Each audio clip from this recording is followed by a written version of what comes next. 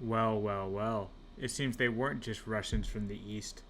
And here's where I play centrist and give my political take, but I do gear, so. The North Korean soldiers. I'm wondering how that's going down with some of the foreign volunteers.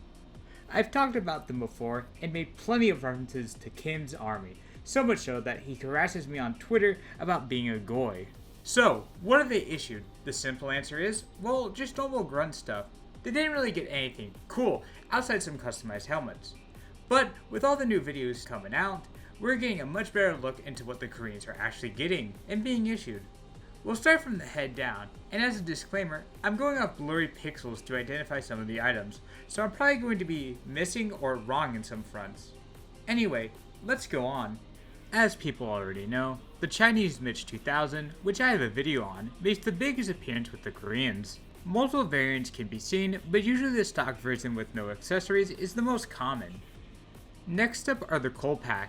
Both Cossack 100 and Cossack 20 have been spotted. The Cossack 100 is usually left in its stock state. No cover, no ribbons, no tape, while the Cossack 20 has only been seen in its multicam variant. The accessories on the helmets are pretty standard: 6B50 goggles, scrims, sometimes a cover, and tape. There are probably a few more variants, but again, it's hard to tell. I know they had some snow covers. There was also some outliers. During the early days, when the North Koreans first arrived, one was seen with an older Gen 6B47.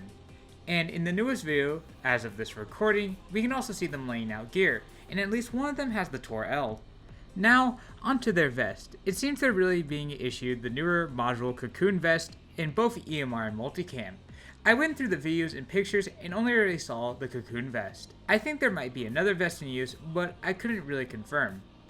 As for the load up setup, it's all issued pouches, as you expect, but what most surprised me was the range of these pouches. We both see old and new gen, including pouches with Velcro and silent clasp.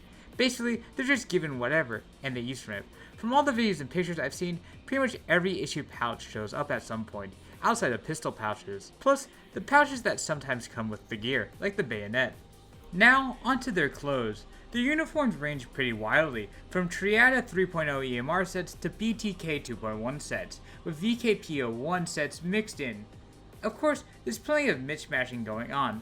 They don't seem to understand the integrated knee pad system that comes with the newer VKPO sets, since we see some Koreans wearing the 6B51s with them. For gloves, when they wear them, they're mostly seen with unbranded generic tactical gloves that we've been seen issued before. Sometimes they're wearing wool gloves, these leather gloves, and a photo of a guy even has latex gloves. And of course, for the boots. Faraday. Most of them are seen rocking the 1085s, but I wouldn't be surprised if they're using more models too. There's also a single reference of a North Korean wearing a high-cut helmet in a 3.0 set in multicam. I forgot to add that in, sorry. So yeah, that's what they have. If you're Asian and want to do the kit, I recommend going for it. Sorry for the shorter video, I just wanted to cash in on the North Korean train that's been going on, and expand my insight on them a bit more. I'll have a better video out next week, but for now I hope you enjoyed and got some insight into it. I'd like to thank you all for watching, and I would still like to thank my sponsors, Cossack Bay and Tanki Store on Instagram. They're linked down below if you want to buy any of the gear that you saw on the screen. But as always, it's been nice, thank you for all the continued support, and as always, I'll see you next time.